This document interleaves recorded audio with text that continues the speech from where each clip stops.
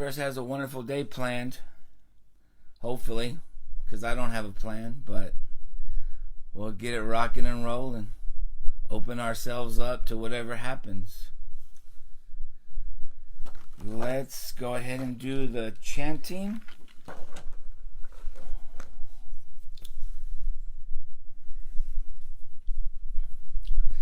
Now remember, whenever we start this, everything becomes a meditation.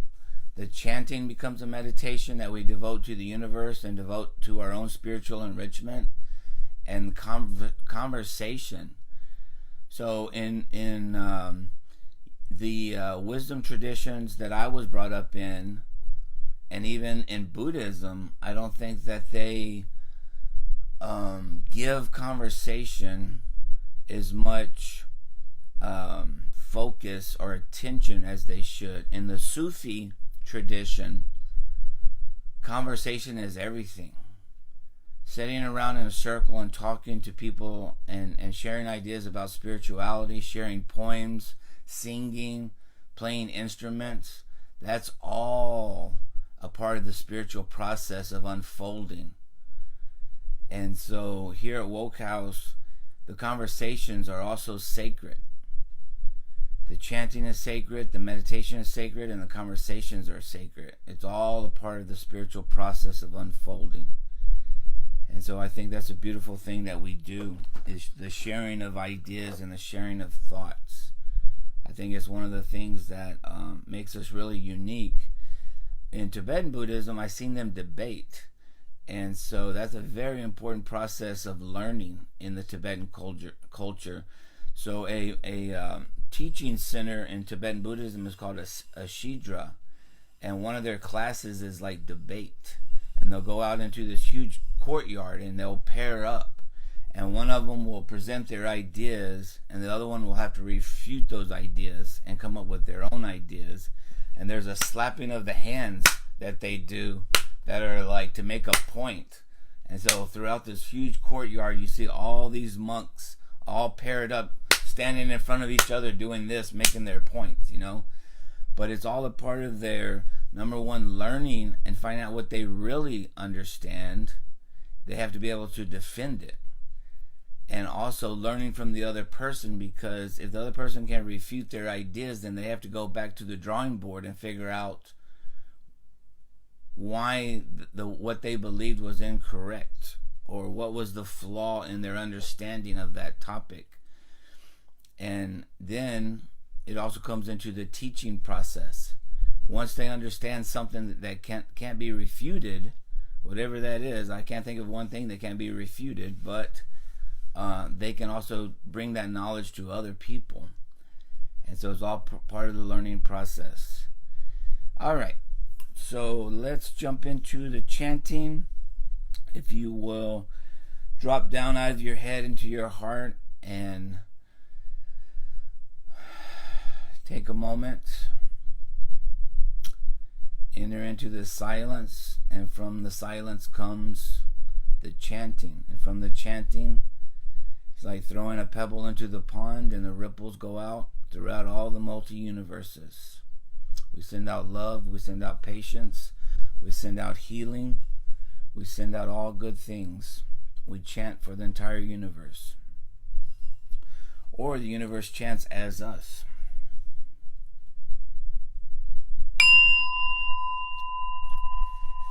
Refuge in the three jewels.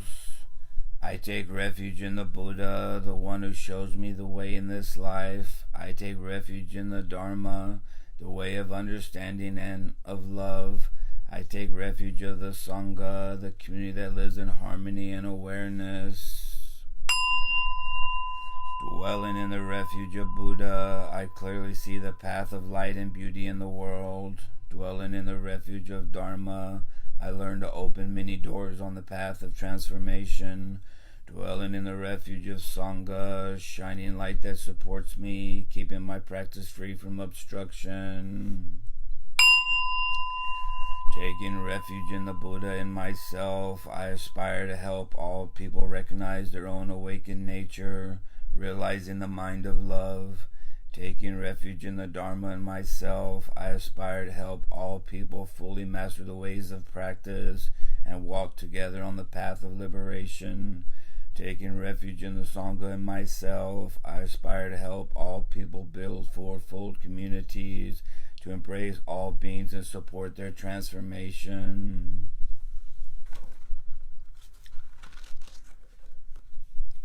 We'll bow to the shrine 3 times.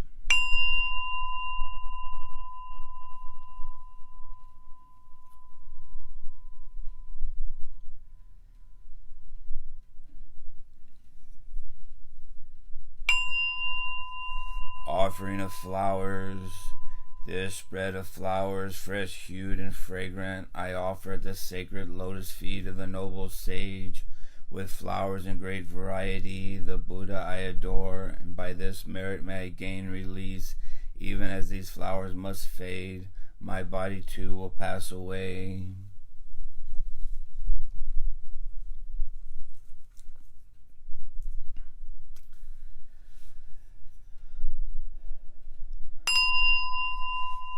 Offering of light. With lights brightly shining, dispelling the gloom, I honor the fully awakened, that light of the triple world who dispels the gloom of ignorance.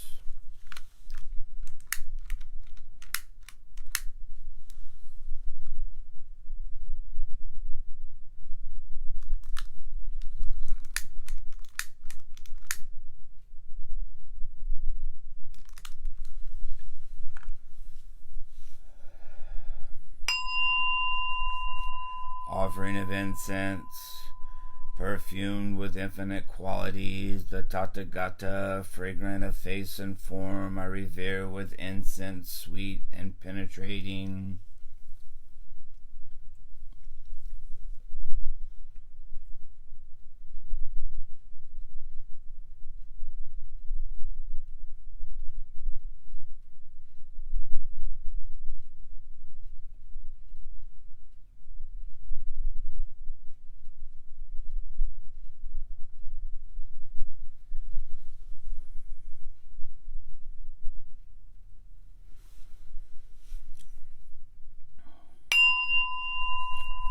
Offering of water.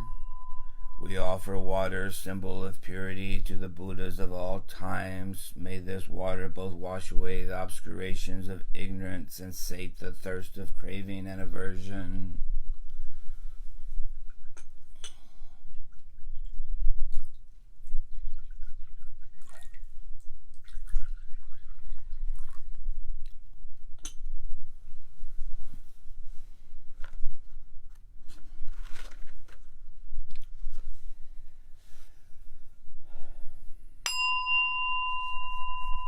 Notes on mindful breathing. Anapanasati is mindfulness on respiration. Ana means inhalation. Anapada means exhalation. Concentration on the breathing process leads to one-pointedness of the mind and ultimately to insight, which enables one to attain liberation, freedom, and perfection. The Buddha practiced concentration on respiration before he attained enlightenment, but this beneficial meditation may be practiced by any person irrespective of religious beliefs.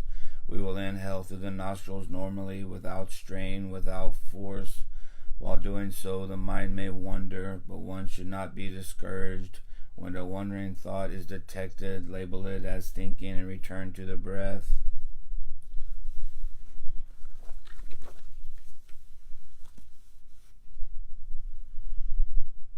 Alright, I'm going to turn off this ceiling fan real quick.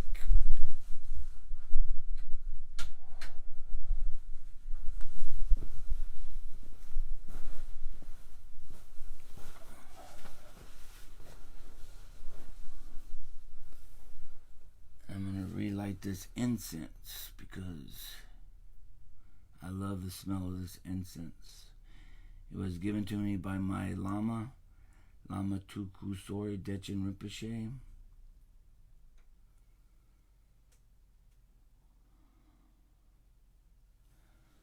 Who is a beautiful person, and his very life is like incense in this world.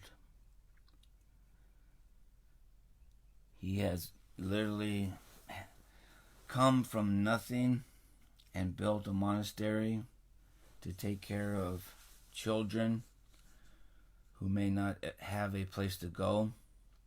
Feed them, clothe them, teach them the Dharma, educate them, teach them to read. Give them a good start in life. In the most remote Tibetan refugee camp in India. It's so hard to get there that I would seriously think twice about going back, because it's so hard and rough to get to that monastery.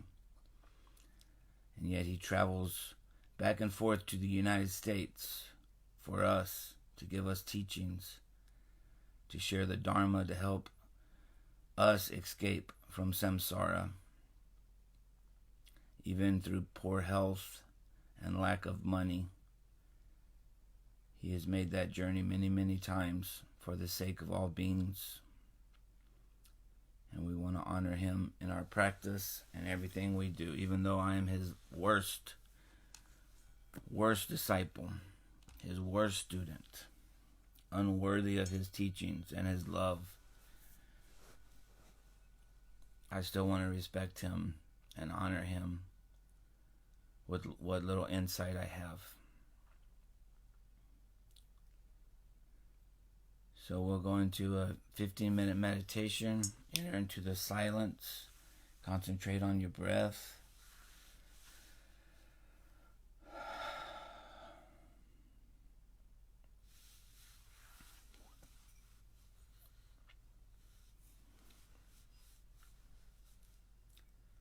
Drop down from your head into your heart. And allow the meditation to come up out of the oneness of everything that is.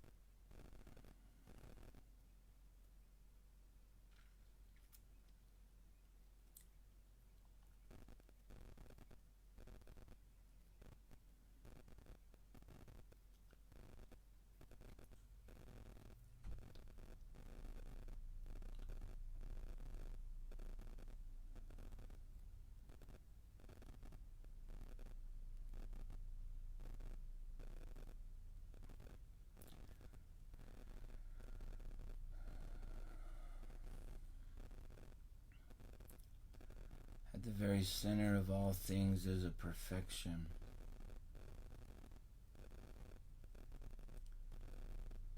The world goes through cycles of transition and change, but at the center there is a perfection.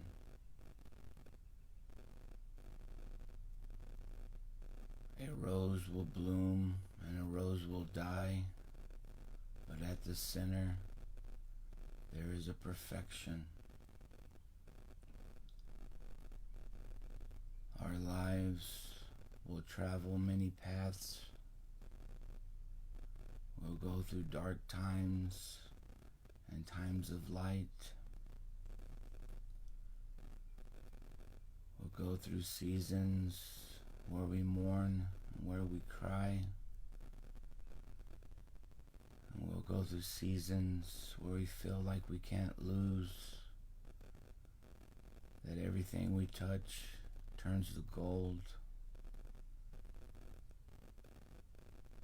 But at the very center, there's always the perfection. Every day, every minute, worlds are born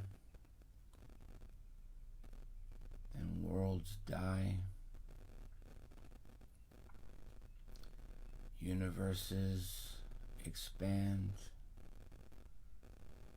and universes contract, and yet at the center of all that is a perfection.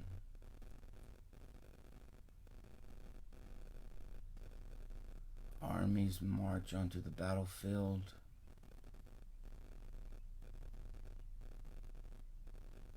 They come on horses, they come in wagons, they come in tanks, they come with jets. 1 century, a kingdom rises. The next century, that kingdom crumbles.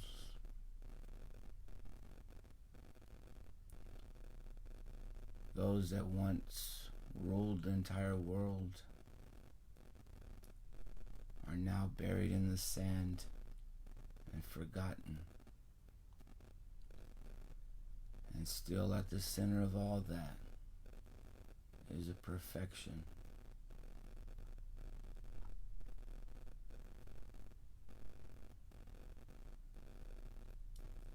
There are people that are born in broken bodies, with broken minds and broken homes. And there are people that care for them and love them and spend their life trying to help them. And many times it's not enough. But at the center of that is just a play. It's just a dream. There's really no one hurting, and there's no one helping.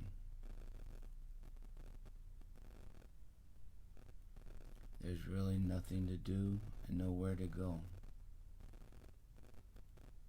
Because what only exists at the very center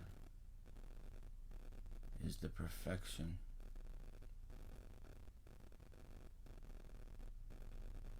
We make our decisions and we seemingly live our lives. Everything seems so meaningful, so horrific, so scary. Feel like we're making all these choices. Did I make the right one? Did I make the wrong one? Do people like me? Do they not like me?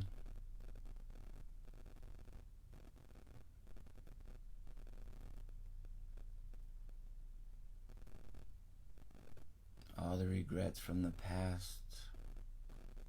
Why did I do this? Why did I say that?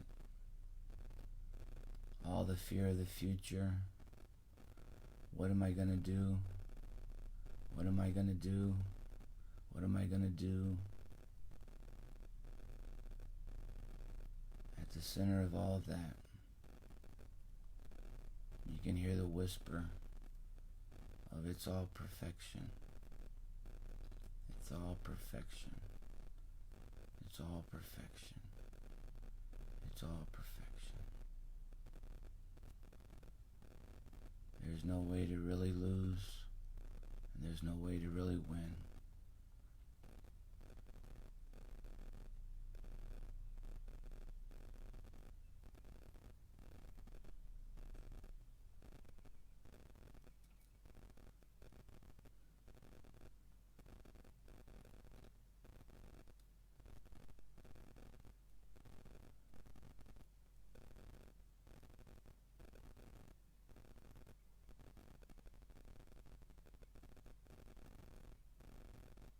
You pray and you beg God for forgiveness, and the God in you laughs and says, what is there to forgive? How can you forgive perfection? How can you stain perfection? How can you ruin perfection? How can you get perfection wrong? And it's a laugh that reverberates throughout the dream world. And that laugh causes the seasons to come in and the seasons to go out, and the nations to rise and the nations to fall. It causes disease and it cures disease.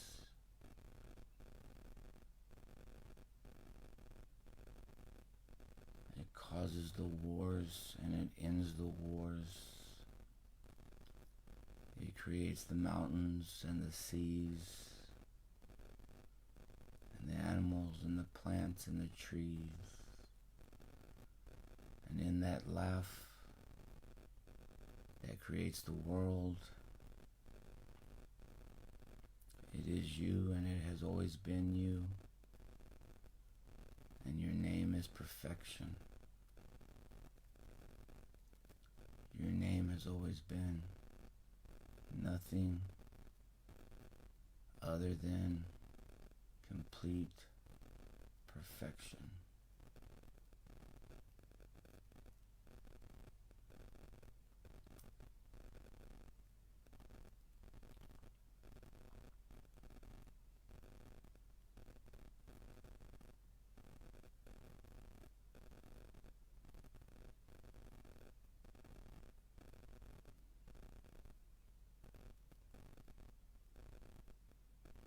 Breathing in, breathing out.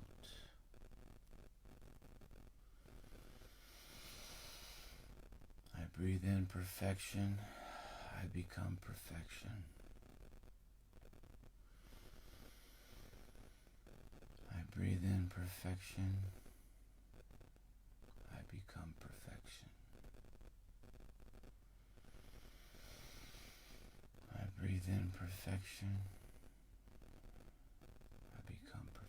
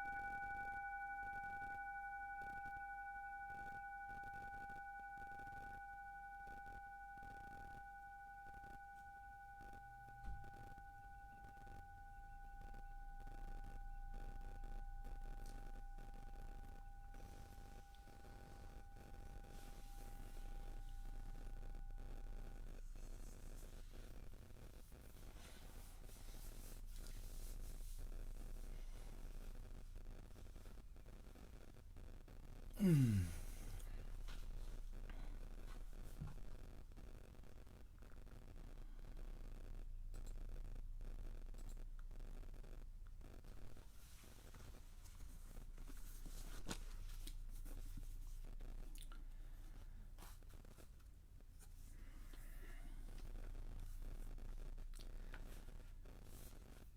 the topic for today is, who are you? Who are you? It must be noted that the theory and the doctrine of a bodhisattva, that's a doctrine of somebody that comes to this world to help, and he or she keeps reincarnating over and over to help other people. That this doctrine must come from a belief in past existences and future existences. In other words, this doctrine is solely based on reincarnation. So it's saying that to believe in the Bodhisattva doctrine, you have to somewhat believe in the theory of reincarnation. That the Bodhisattva will cultivate many virtues and acquire much knowledge and wisdom during all these past lives in order to gain the strength to help others.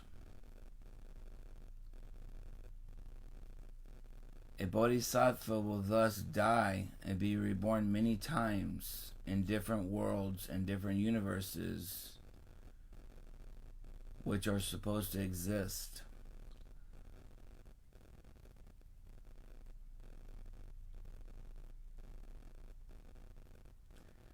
But if in Buddhism we don't believe in an eternal soul,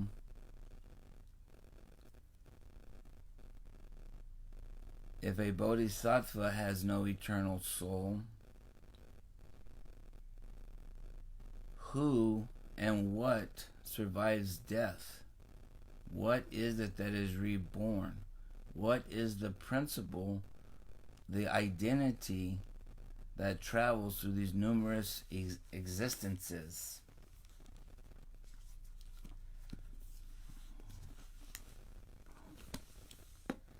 That's on the really, really deep metaphysical level.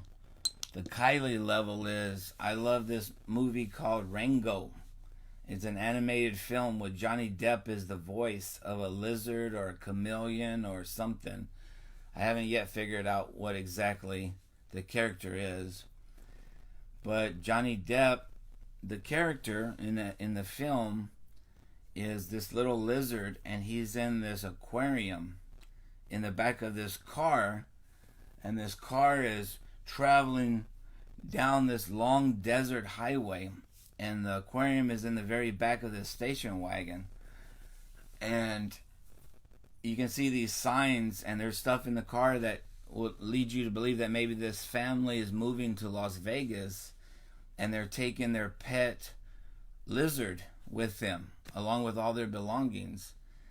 And the camera pans into Johnny Depp's little aquarium, and the little lizard is in there all by himself and has these broken toys in this aquarium, and he set them up like a little kid, and he's play acting. He's pretending that he's this actor, this famous actor, and that he's doing this play.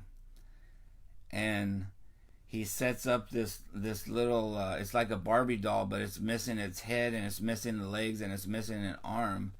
And he sets it up to be like King Lear. And then he has this little fake toy car, and he sets it up, and this little toy car is going to be the protagonist in the play. And he's the actor he's setting up the play, and he's directing the play, and he's one of the actors. And then suddenly, he's in this little world all of his own making. And then the camera pans out, and you see this possum or this armadillo crossing the road, and the car has to swerve really hard to miss this armadillo, and the car runs off the road and it's hitting all these bumps, and then it finally gets back on the road, and the aquarium pops up along with all the luggage and all the stuff, and the aquarium falls out of the back of the station wagon, and with Johnny Depp in there, with a little lizard in there, and the aquarium smashes into a million little pieces, and this lizard, Johnny Depp, is laying on this flat piece of glass, sliding down the highway at 80 miles an hour, and he slides off to the shoulder of the road, and he's unhurt, and he gets up, and he's looking around like traumatized by what just happened, and he sees his family, everything that he knows, heading down the highway, the opposite direction. And he's stuck on the side of the road all by himself for probably the first time in his life. And he looks up and the sun is like baking, and he's in the desert, and he's freaking out. And so he just starts walking, and he starts walking, and eventually he enters into the desert, and he's walking all alone through this desert. And eventually he comes to this really small town, and the small town's full of possums and lizards and tarantulas, and they're all, they all talk. They're all human. They all have a human aspect. But it's almost like going back in time, because it's kind of like an old western town. And one of the first things they ask him is, "Who are you? Who are you, stranger?" And you see him reel back on his heels, and you can see going through his mind all the plays that he's done, all the characters, all the stuff that he did in the aquarium, from King Lear to Romeo and Juliet to all these different plays that he's played out in his head. And he says, "I'm Ringo. I'm one of the baddest men I'm the baddest man in the West. I've killed 9 men before breakfast. I killed them with 1 bullet. That's right. I'm the famous Ringo." And right there on the spot, he makes up a completely different identity. And throughout the whole movie, he has to live up to this imaginary character that he created in his head. And he gets propelled into, they make him the sheriff of the town. And then he has to go through all these adventures to save the town from great evil. And so,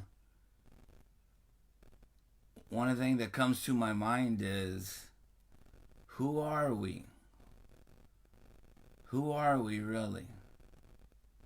Are we these characters we create in our heads? Are we our childhood? Are we from outer space? Are we the Buddha nature? Who are we? I think we are who we are until we aren't.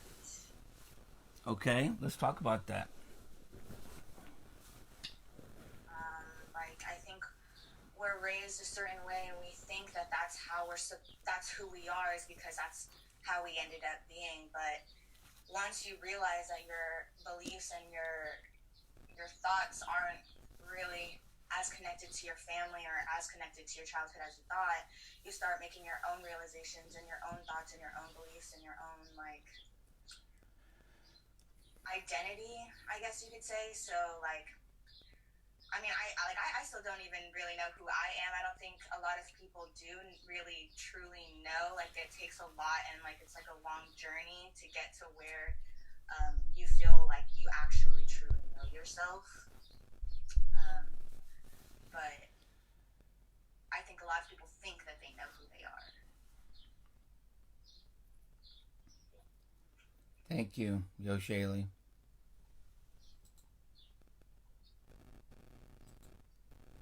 Do you think that that it's possible to have thoughts and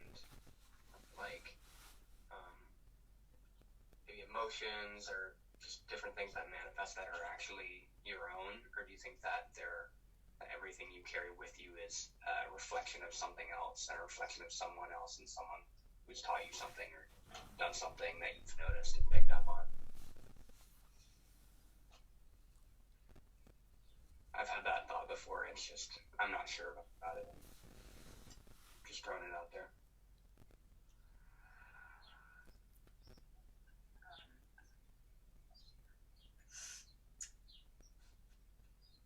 Sorry, I'm getting Yeah, I mean, that's for anybody to think about. I think that makes a lot of sense, Malcolm, because even with language, I mean, we can't even start to express who we are without some relationship to something we've been taught, right? Right. Form thoughts, and then like it's a comparison contrast. It's in relation, like we can only describe ourselves in relationship to others in our environment. So, yeah, we are. I think that makes a lot of sense. I think, yeah, either way, like, I don't know if it's, I don't think it's inherently a threatening or, like, difficult concept. I mean, it might be for some people, but to me, like, when I think about that, like, that, it was something that came to me a little while ago, like, when I graduated, when I was thinking of, like, who am I? I was thinking of that same question, who am I? And to me, that was a way of thinking about that question, a way of addressing that question that sort of like pays like tribute to like the people and like the blessings that I've had like in my life, and just the things that I've learned and the opportunities I've been given and the things that I carry with me, and hopefully bestow like those things as blessings to other people as well, like sort of like a manifestation of continuous blessings that unfolds like constantly.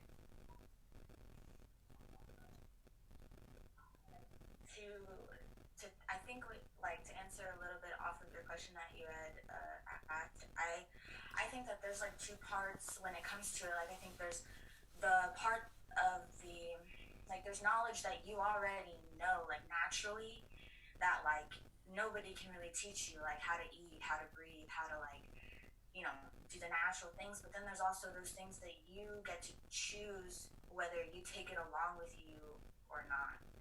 Like it sticks to your brain or it doesn't. And things that do stick are, I could say, you know, like not coincidences, but you know, like kind of like a path. So like if it sticks with you and for some reason it just like helped you, then it's supposed to be there. You were supposed to learn that. You have to follow that, like that lesson or that teaching that was taught to you, like continue like building off of it. So it's kind of like a foundation, I would say. I think that all of us, I think if you want to sit down and think, who am I think you are who you were as a child in your most natural, happiest state.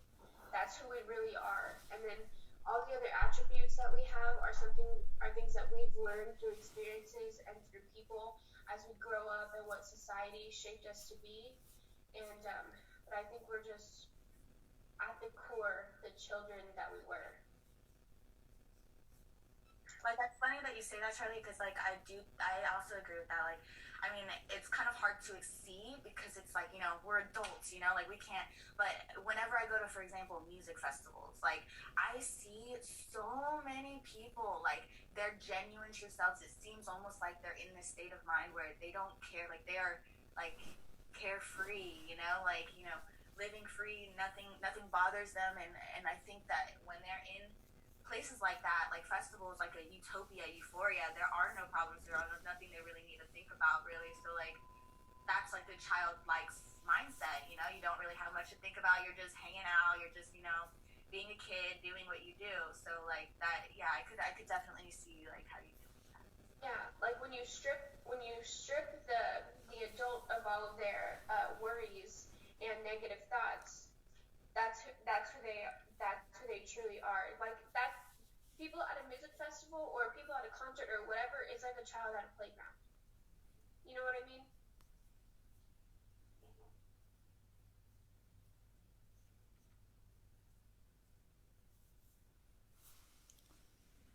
Absolutely. You turn to that natural state of innocence, right?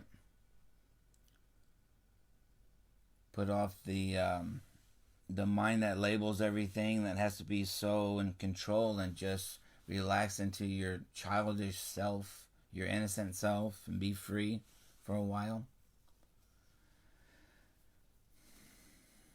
What other thoughts do we have around who we are? I think the comment that you made, Shaylee, about how you have the ability to choose what you take with you and what you incorporate into your being. I think that's a good point. And I think that, to me, that seems like kind of like the continual pursuit of like my best self, like whatever that means. Like, of course, it's all subjective, but I think when I read about and when I like hear about like innate wisdom, the innate wisdom of our own beings, and sort of like the limitless like base consciousness that we all have, that's like the Buddha consciousness. I think that's what comes into play when you are deciding what and going through those decisions and actively working on cultivating yourself. And I think that's there for all people, but some people are more in touch with it than others. Yeah, before we were meditating, I know Kylie and Shane were talking about like synchronicities and serendipities and stuff like that, and I like, this is so crazy to me because this morning I had woken up and it was just the weirdest thing. I was scrolling on Twitter and I saw this tweet, and I don't know if you guys know that movie, I'm Blue or something. It's like with that blue man, and it's like a Disney. It's like, I'm blue, da da dee da da da. Oh, by Eiffel 45. Okay, yes. Okay, so that movie of that blue man. Okay, so there was just like a tweet of those lyrics, like just the lyrics. Like, that was like the most random thing to open up my Twitter and see. And I'm like, okay, didn't understand. And then like I went on my other socials, and the first Snapchat that I opened was somebody listening to that song again. Spooky. I was like, is this? I don't know. This is a coincidence. I think I gotta watch the whole movie now. I have to go rewatch the whole movie. But for me, for the reason I'm saying that is because I feel like it is things that catch your attention. You know what I mean? Like, if it sticks with you and catches you, then you should continue reading and following and kind of investigating those feelings to see what you do believe in. So, yeah. And then I've also been doing this thing that's breathing, like with the perfection thing during meditation, instead of doing the perfection, because even though I have been dealing with that like perfection thing, saying in the now, like breathing in now, like I'm in the now, because who you are is who you are now. So like that's kind of what helps me do it too. Just like thinking, who am I? I'm who I am now. Like. And there's, I think that emphasis on now imparts like limitless possibilities. Right. As well. Most definitely. Cheers. So for some of you guys that haven't shared yet, what comes up for you when you hear that? Who are you? I think I didn't really think about who I was until Kylie and I got together. It wasn't a question I ever posed to myself. I think for me it was more when people would ask, the descriptive terms that came to mind were what I was. Like, I was a mother, or I was a sister, or I was a daughter. It wasn't about what my beliefs were as far as creating this being. And I'll never forget sitting in our bedroom and Kylie and I going over and over again the fact that it's just labels. Like, basically anything that you ask somebody when they say who they are, what they're talking about who they are. There are all these labels that they have learned, these words, to describe who you think you are. And I kind of like how Charlie worded that, because in reality, I think we all go back to that. I don't know if this is true, because I had a relatively easy, decent childhood. But we all have these moments in childhood where it's just pure wonder. And I love the idea that that's our base of who we are. That is what we are. It's joy. But experience in life that in, and we model behaviors, and we model what we're taught. And it's hard to unlearn those things and let go of fear and let go of, if I run through a sprinkler at a graveyard,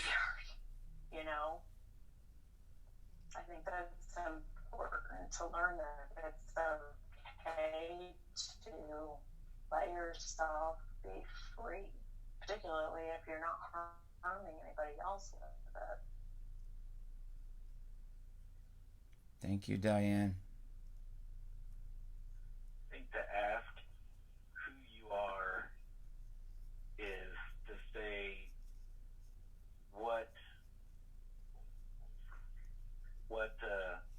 environment you're in. So, currently I'm having an identity crisis because,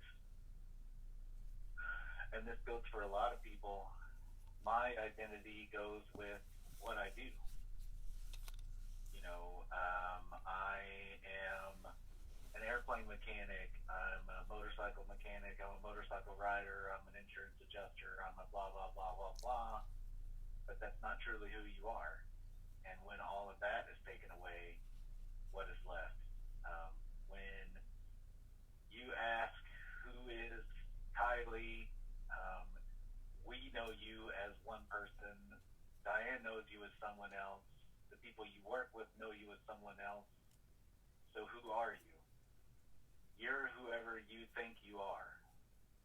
I've been reading and listening to a lot of Joseph Campbell and Finding Your Bliss, and something that he brought up, which kind of aligns with what Charlie said, is you're searching for this hero, you're searching for this light, this ultimate person that you're born with. You come into the world with that, and you make choices to change that depending on your situation or your environment.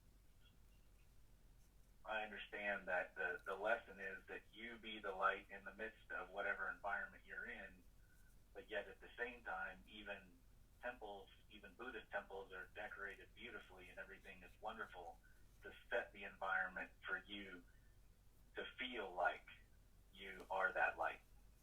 So very much, I think, who you are depends on your environment and how you react in that environment.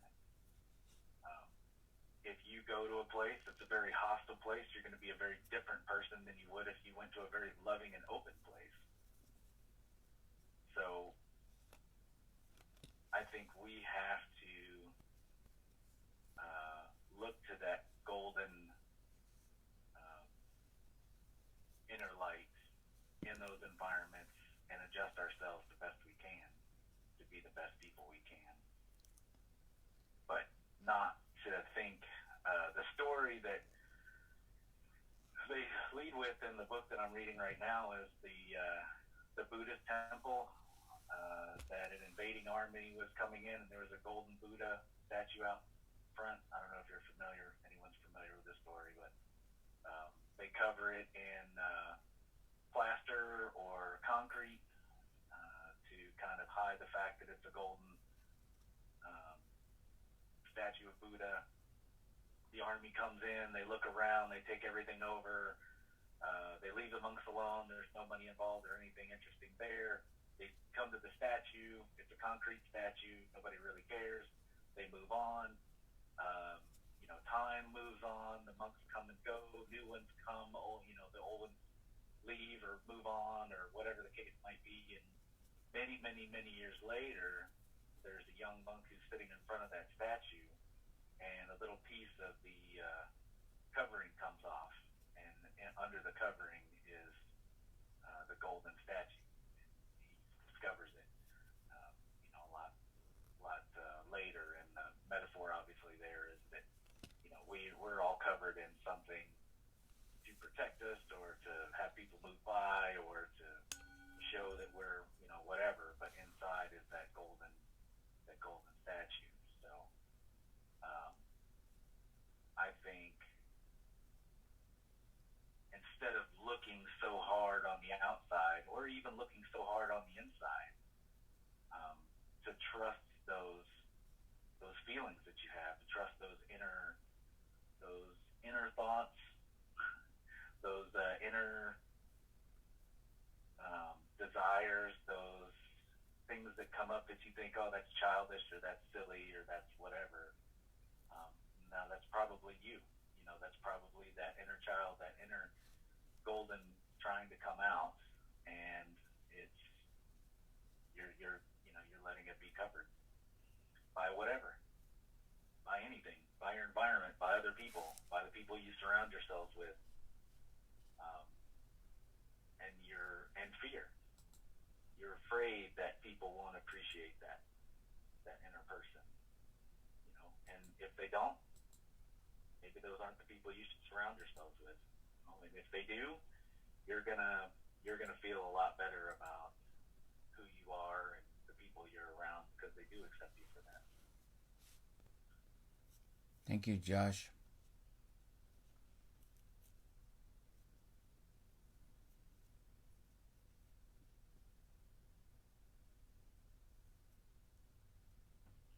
So I have a theory. I just want a really quick theory. I just want to know. Okay.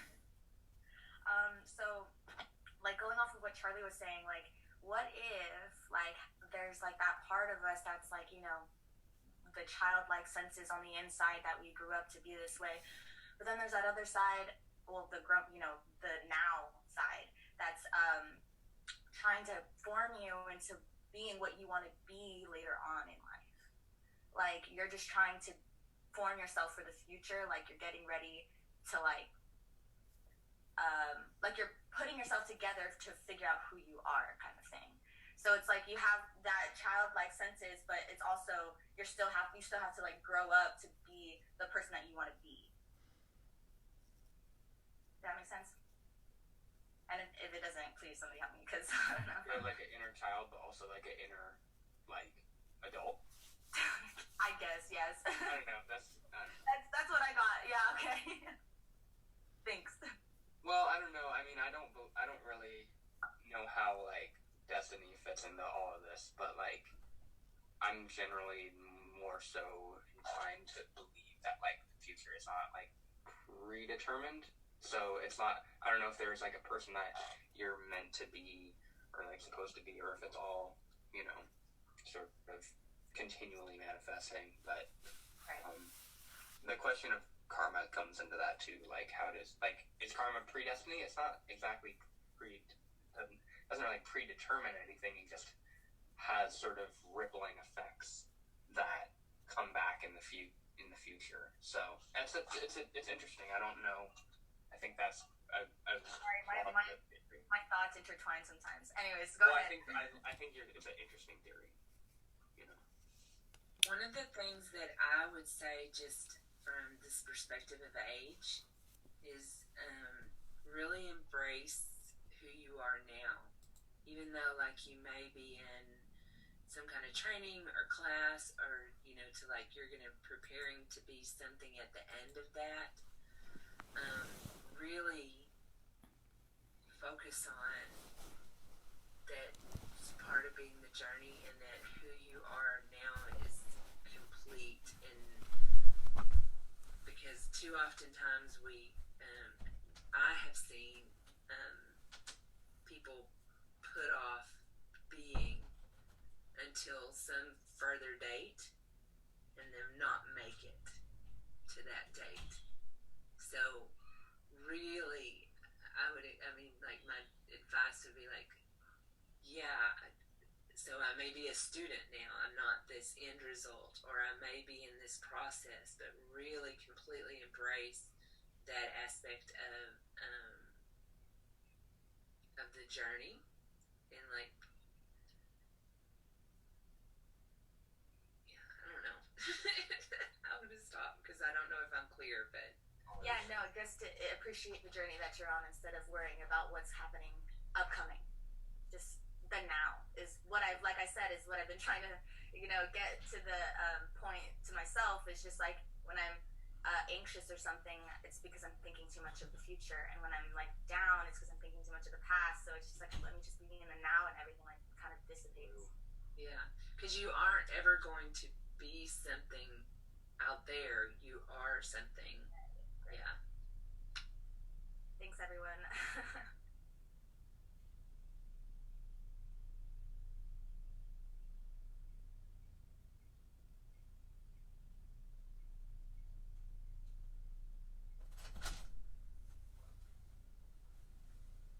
We are all made of stardust.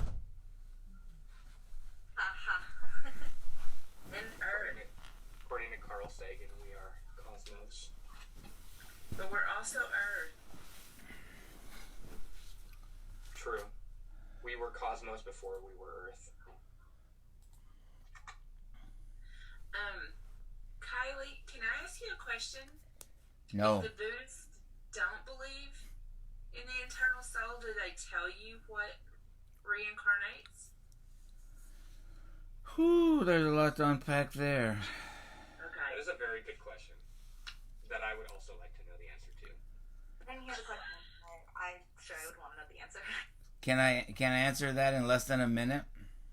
Yes, that would be much appreciated.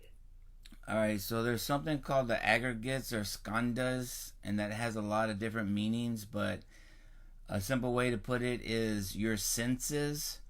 So when something touches me, it creates this ego because I feel like I'm being touched. When I smell something, it creates an ego because something has to smell that. I'm smelling something, right?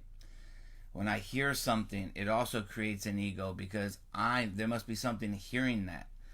And so all of these aggregates or skandhas are constantly recreating this I, this Kylie, that's experiencing all this. But that's actually a fantasy. It doesn't actually exist. It's the result of these sense perceptions, right? And so a lot of times we think of that as the ego. The ego is experiencing this, and then the ego is also the soul. And then the soul is going to reincarnate. But according to Buddhism, my understanding, and I'm just kind of trying to throw it out there in a really short burst, is that there is something called mind stream. There is a mind stream that passes from life to life and is reborn, but this mind stream isn't the way we think it is. It isn't in the normal sense a soul or a spirit or an ego or an identity. It's more like a force that travels from life to life. And this mind stream, there's some karma affecting it, the journey, and there's learning, and there's wisdom, and there's teachings, and there's perfection, and there's everything in this mind stream. And then eventually that mind stream is enlightened, or nirvana happens, and it isn't reborn. But what it is really a mystery.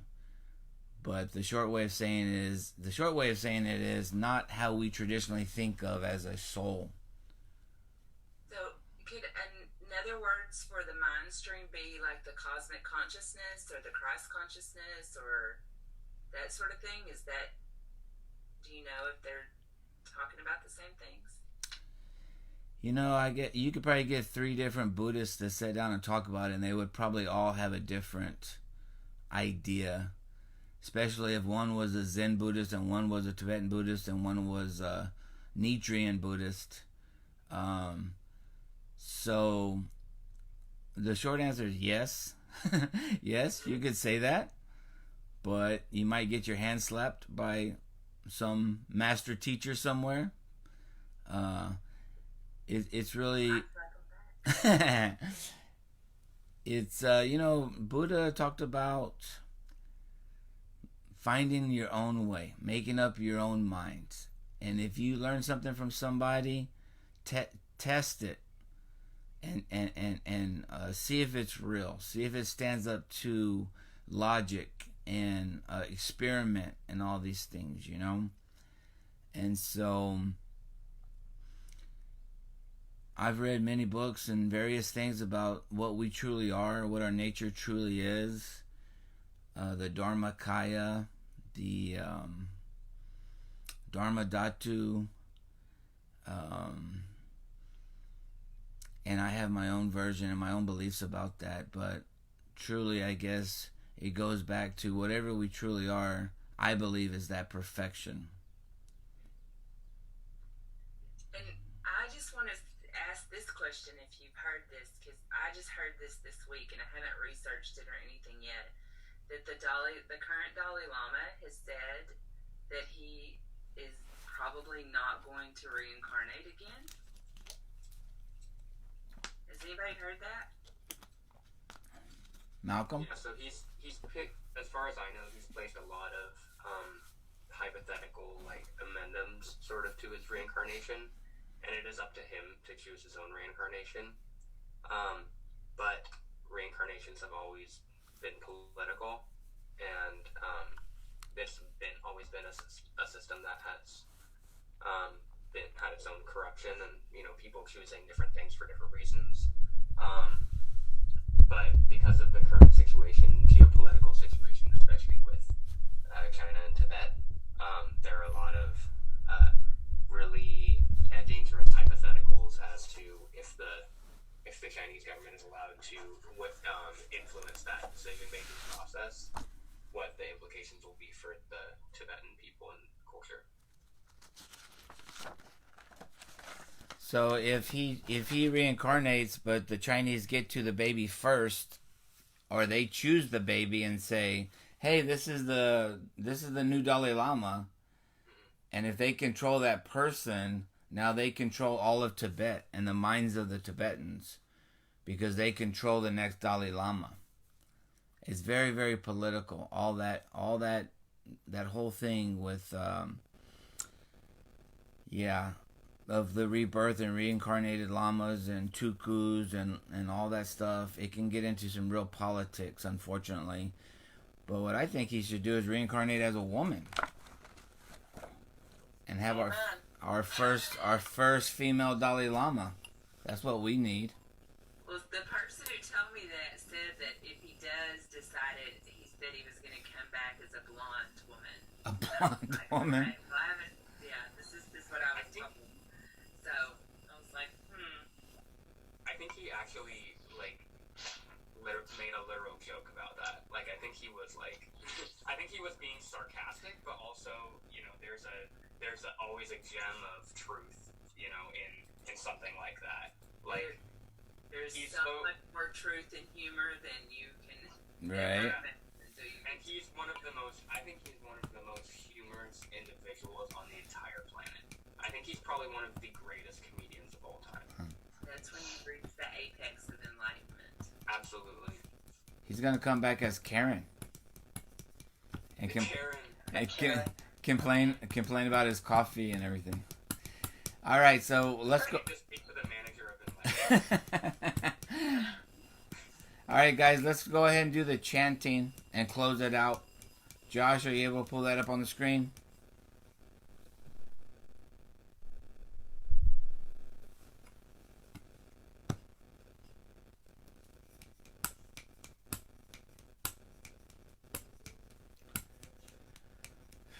All right. I know it's time to chant when the incense gets down to a little stub.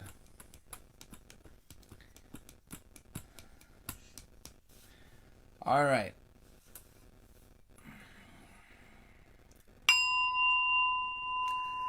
Contemplation of the 10 perfecting qualities. May I be generous and helpful. May I be pure, virtuous, and well-disciplined. May I not be selfish. May I be strenuous, energetic, and persevering. May I be patient. May I be able to bear and forbear the wrongs of others. May I be honest and truthful. May I be firm and resolute. May I be kind, compassionate, and friendly. May I be humble, calm, quiet, unruffled, and serene.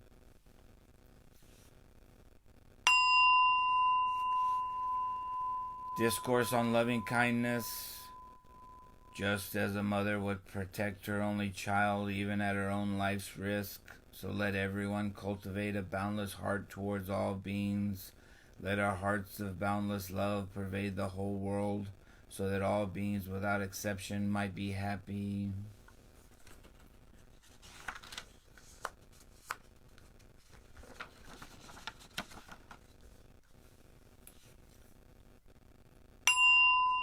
Closing dedication of merit. If I have attained any merit by the result of this practice, may be accredited to all beings everywhere. May they find the source of suffering and extinguish it. May they find the source of happiness and increase it. May all beings dwell in ultimate unalloyed nibbana. We'll bow to the shrine 3 times.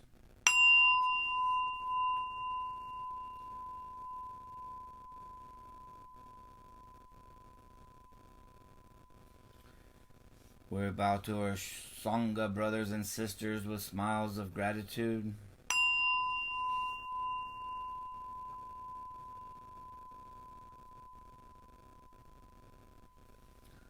Closing bell.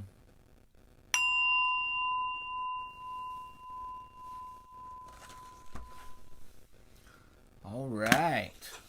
Wonderful practice, guys.